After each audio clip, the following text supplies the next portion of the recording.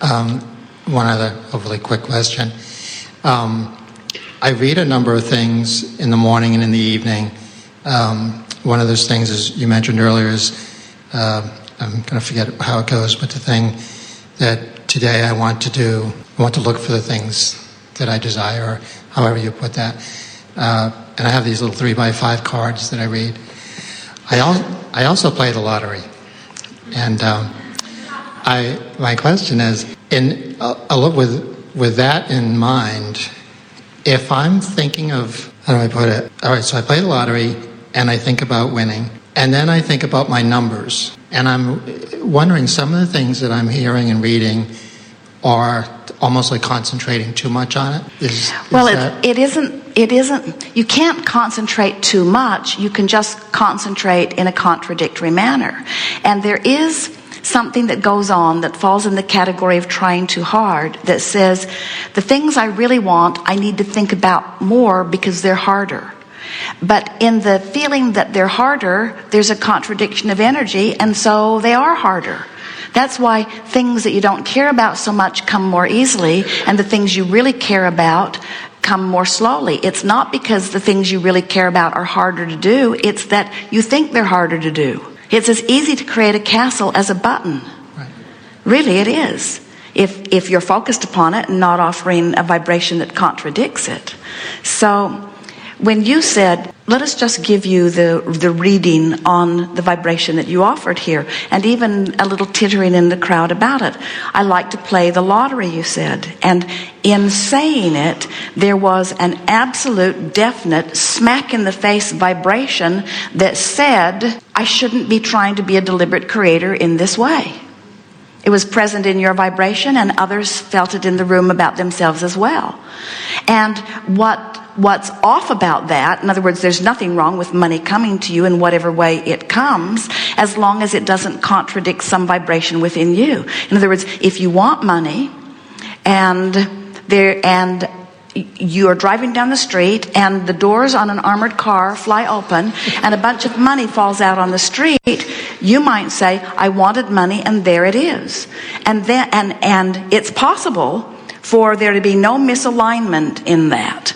But it's more likely that in your environment, and from what we're feeling from you, that you'd say, I want money, and money fell in my lap, but this isn't really my money. And the discomfort in keeping money that doesn't belong to you would be contradictory energy. And so keeping that money would not be good for you because there's a vibrational discord. In other words, there are people who you believe say winning at all costs, and I'm just not one of them. And we say no one is a person like that. No one can stand in a place and win at all costs, because everyone has things that they see as contradiction to energy. And you just can't measure the results that you're seeing as you see people accumulating piles of stuff as the final success. How you're feeling is really what it's all about. There are people that are winning lotteries or finding fortunes who are not tuned into who they are and who are having miserable lives because they're out of balance in some other way.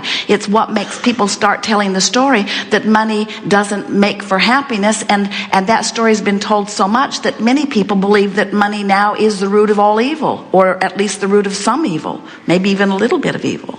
And so what we are suggesting to you is you've just got to sort out how you feel. We would never say to you that winning the lottery is unlikely or illogical or improper.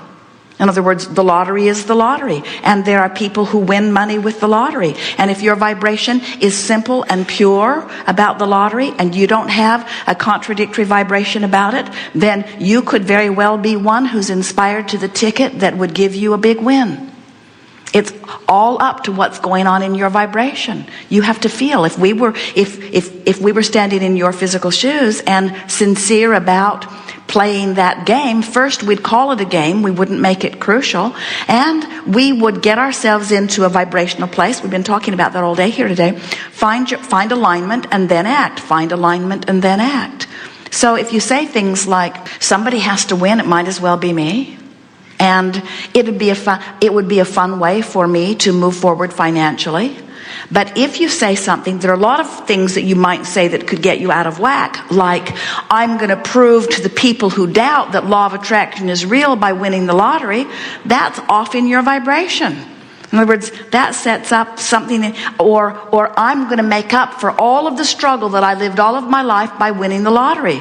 No, you're not, because you just introduced all of the struggle to the vibration. In other words, you have to have a pure vibration before there's not something that stands in the way of it, you see. And so... Well, I do feel that, I feel I have that pure thought, because I kind of put it off on the side. In other words, I basically know I'm going to win, but I just kind of let it. I actually do it like it's a subscription in the mail, so I don't have to look at the numbers. And the thing that got me curious about this was the other day somebody won a big amount, and they were watching the numbers come up, and I never do that.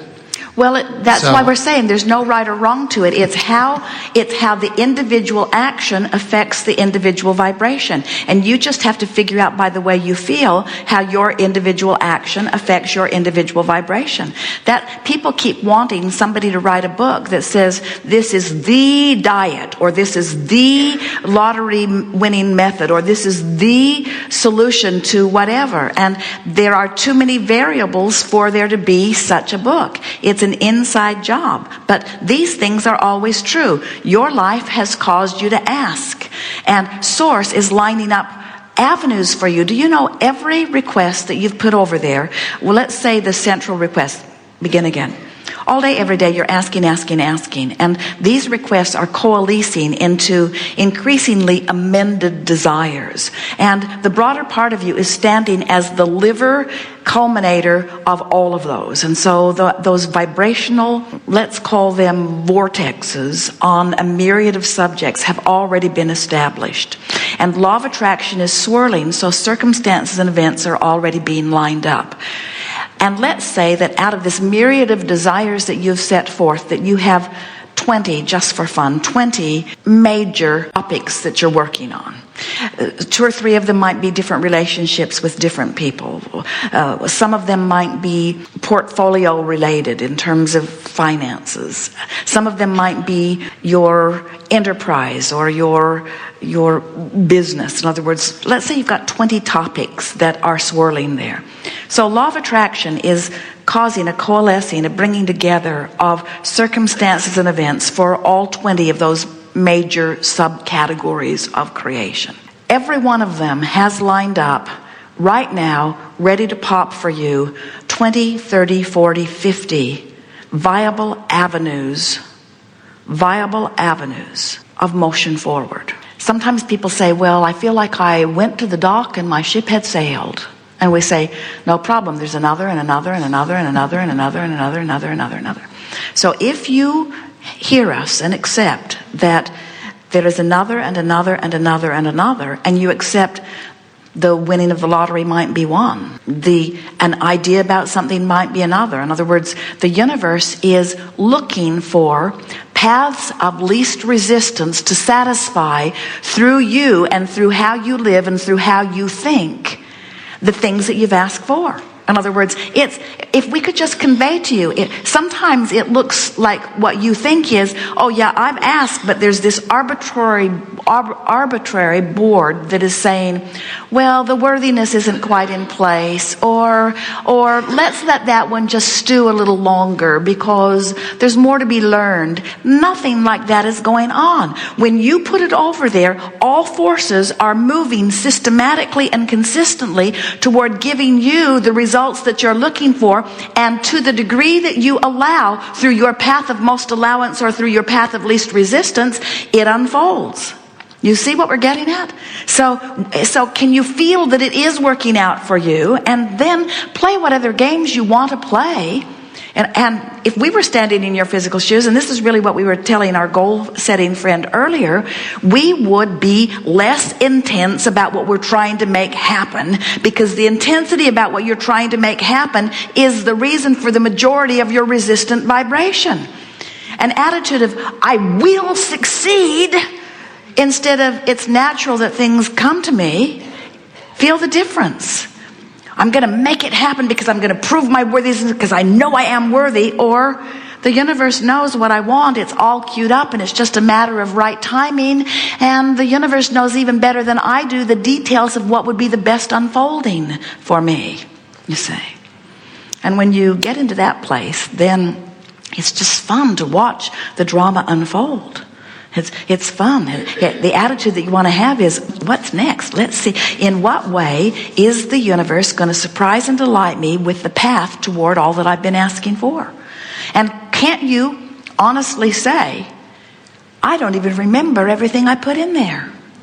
I don't even remember, because some of the stuff I put in there in the middle of stuff I really didn't want. I'm not even actually sure what's in there, but you can be sure it's all good. And you can be sure you're really going to like it when it unfolds. And you can be sure it will unfold. And you can be sure Source is on it. And you can be sure nobody else is going to sweep in and snatch it away. And you can be sure it's there for you. And you can be sure you created it. And you can be sure it's on its way to you. The only thing that is questionable is how long is it going to take you to line up with it. And the answer to that is, it doesn't really matter. If you're that's why we want you to be patiently and eagerly optimistic, you see. So we would play the lottery for the fun of it, period. We would say, this is fun, and I like to get impulses, and when I get an impulse, I like to write it down and see if it plays out, and I like to see how things come. Play a game while you're in traffic. Are any of you ever in traffic? Play a game. Hold a birth date in your mind, or fixate on something every day before you get into traffic. Find something to think about that has something to do with letters and numbers. And then get into traffic and watch how quickly the universe will bring to you those numbers. You're just going to thrill at how it all winds up all around you. It's uncanny, because the probability of satisfying what's active in your vibration, especially if it's a silly game that you don't really care that much about, is 100%. The universe will show you its response to your non-resistant thought again and again and again. And when you convince yourself that the universe is responding, then you can be inspired. So here's the question that we have for you about winning the lottery. So you've been hearing us talking. We know it is becoming so redundant that you could almost gag. Your source energy, you come forth, you mix it up, you throw stuff over there into your vibrational escrow, and now your work is to move in the direction of it. And so are you getting the sense that this vibrational reality is swirling, is real, and is calling you to it? Yes? Yes. So that means in the subject of winning the lottery, if my goal is to win the lottery, that means it's in there, yes? Yes. So if it's in there, that means the circumstances are already being drawn, yes? Yes. So that means the probability of the lining up of the choosing of the numbers is already set into motion, yes? So if all of that is set into motion, and my goal is to get in the vortex, then what's going to happen when I get in there? The numbers are going to occur to me, yes? Now there's a difference. So think about what we're talking about here. Are you going to dictate what numbers are called? No.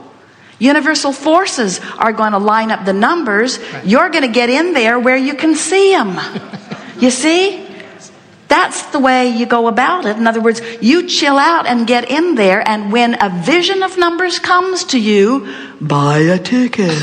But there are a lot of people trying to will the numbers.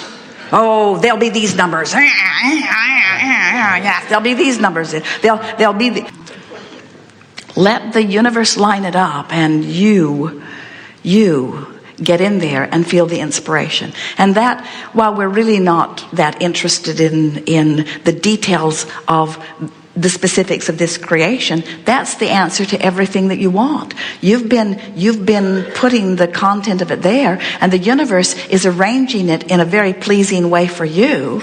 And what then what law of attraction does for you is it inspires you with a sense of timing and clarity about how you, now let's say that it's not the lottery you're trying to win. Let's say it's a lover.